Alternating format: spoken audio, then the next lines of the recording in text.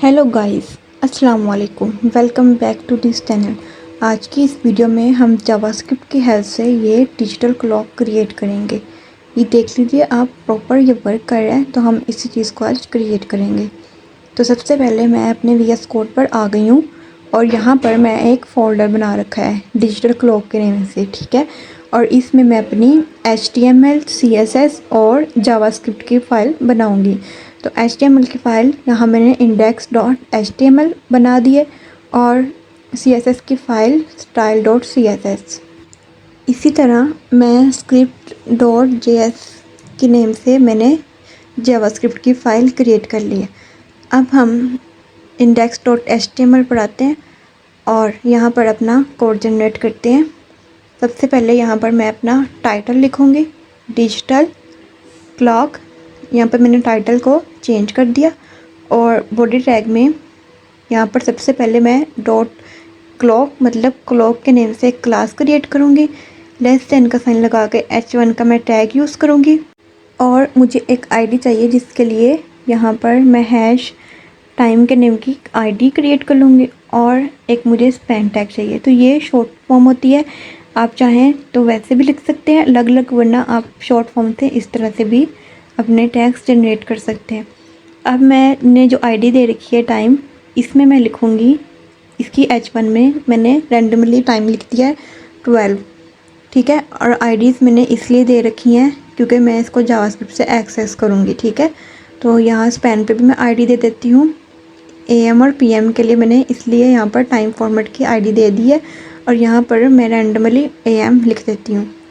यहाँ पर मैंने लाइव सर्वर ओपन कर लिया है, तो आप देख सकते हैं हमारा शो हो चुका है कोड, ठीक है। अब मैं यहाँ पर CSS का लिंक अटैच करूँगी, ठीक है। तो लिंक टैग से मैंने CSS की फ़ाइल लिंक कर दिया यहाँ पर। अब CSS की फ़ाइल में हम सबसे पहले यूनिवर्सल स्टाइलिंग करेंगे, मतलब जो जितना भी मार्जिन और पैडिंग है वो सब हम कर देंगे 0। तो यहाँ पर मैं मार्जिन भी 0 कर देती हूँ और पैडिंग भी 0, इसको हम खुद ही सेट करेंगे। और बॉक्स साइजिंग भी बॉर्डर बॉक्स। उसके बाद फ़ॉन्ट फैमिली हम सेलेक्ट कर लेते हैं। फ़ॉन्ट फैमिली यहाँ पर मैं रखूँगी एरियल सैंस सेरिफ। तो आप देख सकते हैं हमारा जितना भी मार्जिन पैडिंग था वो 0 हो चुका है और फ़ॉन्ट फैमिली भी चेंज हो चुकी है। अब इसके बाद हम अपना बॉडी टैग को स्टाइल कर लेते हैं, ठीक है। तो बॉडी टैग को मैं डिस्प्ले फ्लक्स कर दूँगी, डिस्प्ले फ्लक्स, और जस्टिफाई कंटेंट भी सेंटर और अलाइन आइटम्स भी सेंटर। अलाइन आइटम सेंटर करने से वर्टिकली सेंटर में आ जाएगा और जस्टिफाई कंटेंट करने से हॉरिजॉन्टली सेंटर में आ जाएगा। ये फ्लक्स की प्रॉपर्टीज़ होती हैं। और बैकग्राउंड में आप कोई भी इमेजेस लगा सकते हैं अपनी गूगल से सिलेक्ट करके। तो मैंने वहाँ पर गूगल से कोई भी इमेज रैंडमली पिक की और उसका लिंक यहाँ पर कॉपी करके पेस्ट कर दिया। और बैकग्राउंड साइज़ भी हम यहाँ पर कर देते हैं कवर।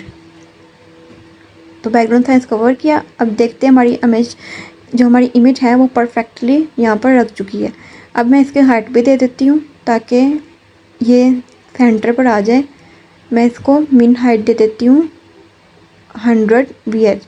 100 VH मतलब जो ब्राउज़र होगा इसको अपने पेज के अकॉर्डिंग खुद ही सेट कर लेगा। तो ये देख सकते हैं हमारा जो टेक्स्ट है वो सेंटर पर आ चुका है, जो हमने H1 और स्पैन टैग में लिखा था। उसके बाद हमारी जो क्लॉक की क्लास है इसको हम स्टाइल कर लेते हैं। तो यहाँ पर मैंने डॉट लिखा क्लॉक और इसको भी सबसे पहले विड्थ इसको दे देते हैं 100% और इसकी मिन विड्थ भी हम सेट कर देते हैं। इसकी मिन विड्थ हम रख देते हैं 388 पिक्सल। आप अपने पेज के अकॉर्डिंग इसको विड्थ को सेट कर सकते हैं, ठीक है। इसका भी मैं डिस्प्ले फ्लक्स रखूँगी, जस्टिफाई कंटेंट और अलाइन आइटम्स इनके भी मैं सेंटर ही रखूँगी। जस्टिफाई कंटेंट सेंटर और अलाइन आइटम सेंटर। उसके बाद यहाँ पर हम बॉक्स शेडो भी दे देते हैं। चारों साइड से हम बॉक्स शेडो देंगे 0 पिक्सल, 0 पिक्सल और 10 पिक्सल का, और इनको कलर दे देते हैं ब्लैक। इसी तरह मैं दूसरी साइड पे भी अपना बॉक्स शेडो दे देती हूँ 0 पिक्सल, 10 पिक्सल और 20 पिक्सल। मैंने तीनों साइड से यहाँ पर बॉक्स शेडो दे दिया और कलर मैंने रख दिया ब्लैक। ठीक है, आप अपने डिज़ाइन के अकॉर्डिंग कलर सेट कर सकते हैं, बट यहाँ पर मैं फ़िलहाल ब्लैक रख रही हूँ। और इसको हम हाइट भी दे देते हैं। हाइट मैं दे देती हूँ 24 VH। और इसको हम बॉर्डर रेडियस दे देते हैं ताकि जो हमारे बॉर्डर हैं वो सॉफ्ट हो जाएं। तो मैं इनको 12 पिक्सल का बॉर्डर रेडियस दे रखा है। पैडिंग भी दे देते हैं। पैडिंग में चारों साइड से दूंगी 20 पिक्सल। अब इसकी हम आउटपुट देखते हैं। तो अब देख सकते हैं हमारा जो क्लॉक है उसको बॉक्स शेडो भी मिल गया है चारों साइड से और परफेक्टली 3D लग रहा है। तो अब जो क्लॉक के अंदर हमारा H1 और स्पैन टैग है हम उसको स्टाइल करेंगे। तो सबसे पहले हम H1 को स्टाइल कर लेते हैं। तो डॉट क्लॉक H1, इसकी सबसे पहले हम फ़ॉन्ट साइज़ सेट करेंगे। रैम में मैं फ़ॉन्ट साइज़ करूँगी, मतलब 3.5 रैम में कर रही हूँ। जो रैम होते हैं वो पिक्सल से ज़्यादा होते हैं। ठीक है, आप पिक्सल से भी सेट कर सकते हैं, इसका कोई इशू नहीं होता। और फ़ॉन्ट वेट मैं कर रही हूँ 600। ठीक है, ताकि वो थोड़ा बोल्ड दिखे। इसी तरह जो इसके अंदर स्पैन टैग है क्लॉक के अंदर उसको भी मैं ऐसे स्टाइल कर लूँगी जिसमें मैंने AM लिख रखा है। तो इसको पोजीशन रिलेटिव दे देते हैं। टॉप से मैं इसको दे देती हूँ टॉप -13 पिक्सल। यहाँ 13% होते हैं और पिक्सल से ज़्यादा होते हैं। तो जिस हिसाब से आपकी पोजीशन सही लगती है तो आप उस हिसाब से टॉप राइट लेफ़्ट से आप कर सकते हैं। तो मार्जिन लेफ़्ट में मैं इसको दे देती हूँ 5 पिक्सल का। और यहाँ पर इसका भी हम फ़ॉन्ट साइज़ रख लेते हैं 20 पिक्सल। यहाँ पर भी आप रैम से सेट कर सकते हैं, बट यहाँ पर मैं पिक्सल से सेट कर रही हूँ। हमारे पास ऑप्शंस होते हैं रैम में भी और पिक्सल में भी। और फ़ॉन्ट वेट इसका मैंने कर दिया है 700। तो आप देख सकते हैं अब हमारा टेक्स्ट हाईलाइट हो रहा है, मतलब प्रॉपर्ली हमें सही से दिख रहा है। तो अब हमारी यहाँ पर CSS है वो कंप्लीट हो चुकी है। अब मैं अपनी HTML में आऊँगी और इसी बॉडी टैग के अंदर स्क्रिप्ट टैग से मैं जावास्क्रिप्ट की फ़ाइल को अटैच कर लूँगी। तो यहाँ पर मैंने JS की फ़ाइल अटैच की। अब हम अपनी जावास्क्रिप्ट को लिंक करते हैं। तो मैं आती हूँ जावास्क्रिप्ट की फ़ाइल पर और एक कॉन्स्ट वेरिएबल लेती हूँ। Const document. कॉन्स्ट इसलिए यूज़ किया है क्योंकि ये वेरिएबल चेंज होने वाला नहीं है। ठीक है, मतलब हमने इसमें कोई चेंजिंग नहीं करवानी, इसलिए मैंने कॉन्स्ट लिया है। तो टाइम मैंने इसका नाम रख दिया वेरिएबल का और ID हमने इसको पहले से दे रखी है। तो मैं इसको गेट एलिमेंट बाय ID से एक्सेस करूँगी। इसकी ID थी टाइम, तो मैंने वही ID यहाँ पर लिख दी है। अब मैं यही Ctrl+C से कॉपी करूँगी और इसी लाइन को मैं नीचे लिख लूँगी अपने टाइम फॉर्मेट के लिए। जो मैंने सेकंड ID दे रखी है टाइम फॉर्मेट, उसके लिए मैं इस बटन को, इस वेरिएबल को मैं एक्सेस करूँगी। टाइम फॉर्मेट तो यहाँ पर मैंने चेंज कर चुके। अब यहाँ पर मैं ऐड इवेंट लिस्टनर लगाऊंगी। ऐड इवेंट लिस्टनर मैं किसी बटन या किसी ID पर नहीं लगा रही, मतलब टाइम पर नहीं लगा रही, मैं लगा रही हूँ अपने डॉक्यूमेंट पर। और इसमें मैं जो इवेंट दे रही हूँ वो दे रही हूँ DOM content loaded. DOM content loaded मतलब कि पहले वो हमारी जो HTML और CSS है पहले इसको कंप्लीट लोड करेगा, देन वो हमारी जावास्क्रिप्ट को लोड करेगा। और इसमें मैं एक एरो फंक्शन पास कर दूंगी, मतलब कि जो हमारा डॉम कंटेंट लोडेड है वो पहले HTML और CSS को लोड करेगा, देन एरो फंक्शन में हम जो भी पास करवाएंगे उसको लोड कर लेगा। ठीक है, इस तरह से ये फंक्शन रन हो जाएगा। और अब मैं इसमें सेट इंटरवल एक फ़ंक्शन बनाऊंगी। सेट इंटरवल एक फ़ंक्शन होता है जावास्क्रिप्ट का और इसमें 2 पैरेंथेसिस होते हैं। 2 पैरेंथेसिस में मतलब एक में तो हम टाइम शो करवाते हैं और दूसरे में हम कुछ भी रख सकते हैं, कुछ भी प्रिंट करवा सकते हैं। लाइक मैंने यहाँ पर शो टाइम में एक फ़ंक्शन प्रिंट करवा दिया। आप यहाँ पर हेलो वर्ड भी प्रिंट करवा सकते हैं।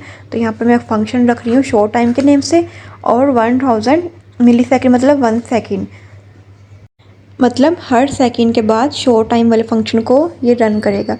अब मुझे इसके लिए भी एक वेरिएबल बनाना पड़ेगा। तो यहाँ पर मैं एक फ़ंक्शन बना लूँगी और मैं आपको सजेस्ट करूँगी आप सिंपल फंक्शन ना बनाएं, आप एरो फंक्शन बनाएं। ठीक है, तो यहाँ पर मैं फ़ंक्शन बना दूँगी और एक वेरिएबल लूँगी लेट में वेरिएबल लूँगी डेट वेरिएबल ले लिया हमने, और इसमें मैं एक कीवर्ड ऐड करूँगी न्यू के नेम से मैंने एक कीवर्ड ऐड किया, और डेट मैंने लिख दिया। डेट हमने डेट का डी जो है वो कैपिटल लिखना है, मतलब ये करंट डेट हमें ला करेगा। मतलब करंट डेट में हमारे मिली सेकंड्स भी आ जाते हैं, सेकंड्स भी आ जाते हैं, आवर्स भी आ जाते हैं, मिनट्स भी आ जाते हैं। तो हमें अपने डिजिटल क्लॉक के लिए हमें 3 हमें चाहिए फॉर्मेट, HR मतलब आवर्स, और मिनट्स MIN, और सेकंड्स। तो यहाँ पर मैं इन तीनों के वेरिएबल बना लूँगी, ठीक है। और डेट से अपने आवर्स भी गेट कर लूँगी, और मिनट वेरिएबल में मैं डेट से अपने मिनट्स भी गेट कर लूँगी। देखिए, तो यहाँ पर मैंने मिनट्स भी गेट किए। इसी तरह मैं लेट वेरिएबल मैंने इसलिए लिया है क्योंकि हमने इसमें यहाँ पर मिनट्स आवर्स सब कुछ चेंज करना है, सेकंड्स भी चेंज करने हैं। तो यहाँ पर मैंने सेकंड वेरिएबल लिया, और डेट से मैं अपने जो सेकंड्स हैं उनको गेट कर लूँगी। तो डेट से हम जो कुछ मर्ज़ी हम एक्सेस करवा सकते हैं, मतलब करंट जो होता है ना, करंट डेट, हर चीज़ हम इस डेट से एक्सेस करवा सकते हैं। तो अब देख सकते हैं हमारे पास तीनों आवर्स, मिनट्स, सेकंड्स गेट हो चुके हैं डेट से। अब यहाँ पर मैं आपको एक दफ़ा प्रिंट करवा के भी दिखा देती हूँ कंसोल में। मैं आपको प्रिंट करवा कर दिखा देती हूँ कि हमारे पास ये आवर्स, मिनट्स और सेकंड्स मतलब प्रॉपर्ली ये चल रहे हैं, वर्क कर रहे हैं। अभी के लिए मैं आपको इसी तरह प्रिंट करवा कर दिखाती हूँ। आवर्स लिखा हमने स्ट्रिंग में, प्लस HR अपना वेरिएबल पास किया, फिर हमने लिखा मिनट, यहाँ पर मैं S लगा रही हूँ मिनट्स में, MINS। उसके बाद प्लस में मैंने यहाँ पर वेरिएबल का नाम लिखा मिनट, MINS मतलब मिनट्स, शॉर्ट फॉर्म मैंने लिखी है। तो आप पूरा नेम से भी वेरिएबल बना सकते हैं। इसी तरह मैंने सेकंड्स लिखा SCCS, और यहाँ पर सेकंड का वेरिएबल मैंने पास करवा दिया। तो अब हम इनकी एक दफ़ा आउटपुट देख लेते हैं। तो यहाँ पर मैं आती हूँ और इंस्पेक्ट एलिमेंट में करती हूँ। इंस्पेक्ट में मैं कंसोल में जाऊँगी तो आप ये देख सकते हैं हमारे पास आवर्स भी चल रहा है 1 आवर, मिनट्स भी चल रहे हैं और सेकंड्स भी चल रहे हैं। तो ये आप देख सकते हैं हमारा ये जो डेट है ये प्रॉपरली वर्क कर रहा है। ये हमें मिनट्स, आवर्स सब कुछ ला कर दे रहा है जो हमने यहाँ पर एक्सेस करवाना था। तो इसी तरह अब मैं अपने कोड पर वापस आती हूँ और इस कंसोल को मैं कर देती हूँ कमेंट, क्योंकि हमें इसकी नहीं ज़रूरत। तो यहाँ पर अब मैं एक इनर HTML लूँगी टाइम के लिए, ठीक है। जो मैंने ऊपर टाइम ID दे रखी थी ना इनर HTML में, वही है ये। अब हम इसकी इनर HTML में हम अपने आवर्स, मिनट्स और सेकंड्स तीनों को रखवा देते हैं, और इनको मैं ऐसे सिंपल बकेट्स में रखवा रही हूँ। आप चाहे तो स्ट्रिंग में भी पास करवा सकते हैं, लेकिन हम बकेट्स में तो कर रहे हैं, लेकिन इनको $साइन में हमें जावास्क्रिप्ट में करना पड़ेगा, वरना हमें ये ऐसे HR दे देगा आउटपुट में। इसलिए इनको कर्ली ब्रेसेस और $साइन से हमने इनको बंद करना होता है, फिर ये हमें ला के देगा अपने आवर्स, मिनट्स और सेकेंड। तो अब देखते हैं हमारा क्लॉक प्रॉपरली वर्क कर रहा होगा। तो ये आप देख सकते हैं हमारे आवर्स, मिनट्स चेंज हो रहे हैं। तो अब मुझे यहाँ 1 है, मतलब मैं 0 एक्सेस करवाना चाहती हूँ। मतलब अगर एक HR है वो लेस दैन 10 है वो, मतलब 0 to 9 इसमें है। मतलब 1 बज रहा है, फॉर एग्जांपल 1 बज रहा है, तो सिंपल 1 नहीं आना चाहिए, उसके पीछे एक 0 भी आना चाहिए। तो उसके लिए यहाँ पर मैं 0 को ओपन करूँगी और मैं इसके लिए एक चेक बना रही हूँ। HR = HR लेस दैन 10, मतलब जो 10 से छोटा होगा 0 to 9, तो इसमें 0 को ओपन कर दूँ, ठीक है। उसमें मैंने 0 इस तरह से मैं बकेट्स में ये पेंट करूँगी और $साइन से, ये $साइन और कर्ली ब्रेसेस लास्ट में लगानी होती है। और यहाँ पर मैंने HR वेरिएबल दे दिया। इसी तरह मैं इसे को कॉपी करूँगी और अपने मिनट्स और स्ट्रिंग में चेंज कर दूँगी। तो अब मैं जल्दी इसको चेंज कर लेती हूँ फास्ट स्पीड से।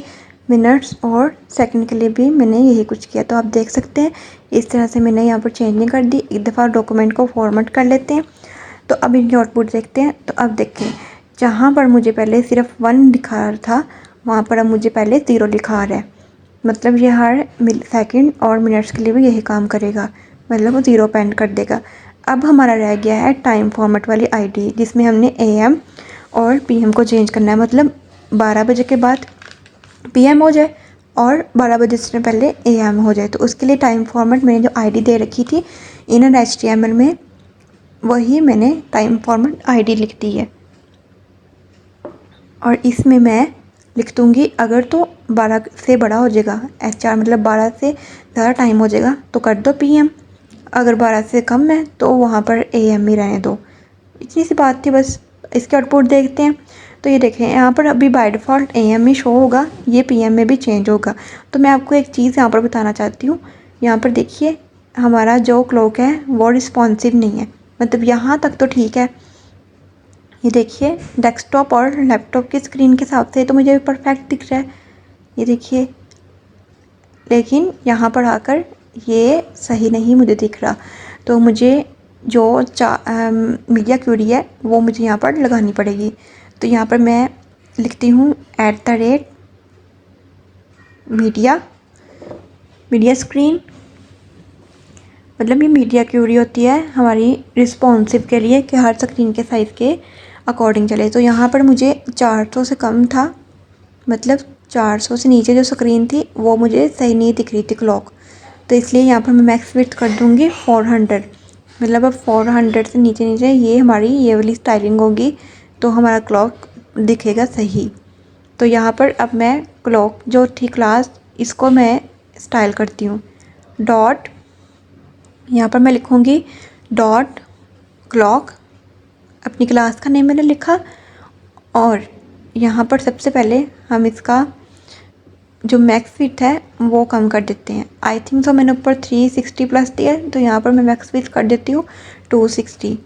हम एक दफ़ा पर देख लेते हैं। तो ये देखें 388 मैक्स विड्थ है, तो यहाँ पर मैं मैक्स विड्थ कर दूँगी 260। आप चाहे तो विड्थ से भी कर सकते हैं, उससे भी आपका काम चल जाएगा। पैडिंग भी मैं 5 पिक्सल कर देती हूँ, ऊपर मैंने ज़्यादा पैडिंग दे रखी है, आई थिंक सो 20 पिक्सल, तो यहाँ पे मैंने पैडिंग कर दी 5 पिक्सल। अब क्लॉक के अंदर जो H1 क्लास है उसका भी हम फ़ॉन्ट साइज़ कम कर देते हैं। उसका font size I think 3 point something था, तो यहाँ पर मैं 2.4 रैम कर देती हूँ। हाँ जी, ये देखें 3.5 था उसका रैम। तो यहाँ पर मैंने किया फ़ॉन्ट साइज़ का कम, और मैंने बैकग्राउंड जो मैं इमेज थी वो भी चेंज कर दी है। तो यहाँ पर ये देखिएगा अब हमारी स्क्रीन बिल्कुल रिस्पॉन्सिव हो रही है हर स्क्रीन साइज़ के अकॉर्डिंग। आप यहाँ पर देख सकते हैं हमारी स्क्रीन हर साइज़ के अकॉर्डिंग बिल्कुल परफेक्टली हमारा क्लॉक जो है वो हर स्क्रीन के अकॉर्डिंग दिख रहा है। तो अगर आप चाहें तो इसको और भी रिस्पॉन्सिव कर सकते हैं, बट यहाँ पर मैं सबसे पहले टेक्स्ट है वो चेंज कर देती हूँ। टेक्स्ट का कलर बाय डिफ़ॉल्ट ब्लैक मिल रहा है, तो यहाँ पर मैं टेक्स्ट का कलर वाइट कर देती हूँ। H1 का भी, और स्पेन में जो AM लिखा हुआ है उसका भी मैं कलर कर देती हूँ वाइट। तो यहाँ पर मैंने दोनों को कलर कर दिए हैं वाइट। तो अब जाके हम इनके आउटपुट देखते हैं। तो ये देखें हमारा रिस्पॉन्सिव क्लॉक रेडी है। तो अब देख सकते हैं हर स्क्रीन के अकॉर्डिंग ये प्रॉपर्ली वर्क करेगा। ये देखें यहाँ पर मैं ऊपर सेलेक्ट कर रही हूँ, आईफोन में इस तरह से दिखेगा, लैपटॉप में इस तरह से दिखेगा, और something diamond crash iPhone 12 pro में इस तरह से स्क्रीन साइज़ दिखेगी। मतलब हर स्क्रीन साइज़ के अकॉर्डिंग हमारा क्लॉक बिल्कुल परफेक्टली दिख रहा है और ये बिल्कुल रिस्पॉन्सिव है। ठीक है, तो अब हम एक चीज़ पढ़ाते हैं। तो ये देखिए मैं आपको यहाँ पर एक चीज़ और बताऊँगी। मैं यहाँ से बाय डिफ़ॉल्ट जो मैंने 12 और AM दिखा था ये मैं कट कर रही हूँ, मुझे यहाँ पर कुछ नहीं लिखना। और जहाँ मैंने लेट वेरिएबल यूज़ किया था वहाँ पर मैं आपको कॉन्स्ट करके दिखाती हूँ। मल्टी कर्सर करके यहाँ पर मैंने लिखा कॉन्स्ट, तो मैं आपको कॉन्स्ट वेरिएबल भी एक दफ़ा लिख के दिखा देती हूँ। इसको मैंने सेव करा, अपने आउटपुट पे आई। तो ये देखिए अब मुझे कुछ नहीं दिख रहा। क्यों नहीं दिख रहा? क्योंकि कॉन्स्ट होता है वो चेंज नहीं होता वेरिएबल हमारा, इसलिए हमें वहाँ पर लेट वेरिएबल यूज़ करना पड़ता है ताकि हमारा ये क्लॉक है वो हमारा प्रॉपर्ली रन हो। तो यहाँ पर हम कॉन्स्ट इसलिए नहीं लिख सकते। ठीक है, तो अब दोबारा से हम आते हैं। तो अब ये दोबारा से हमारा क्लॉक बिल्कुल परफेक्टली रन हो रहा है। तो होप सो आपको इस लेक्चर की समझ आई होगी। तो अगर आपको इस लेक्चर की समझ आई है तो आपने वीडियो को लाइक करना है, कमेंट करना है, शेयर करना है और सब्सक्राइब करना है। Thank you so much for watching my video.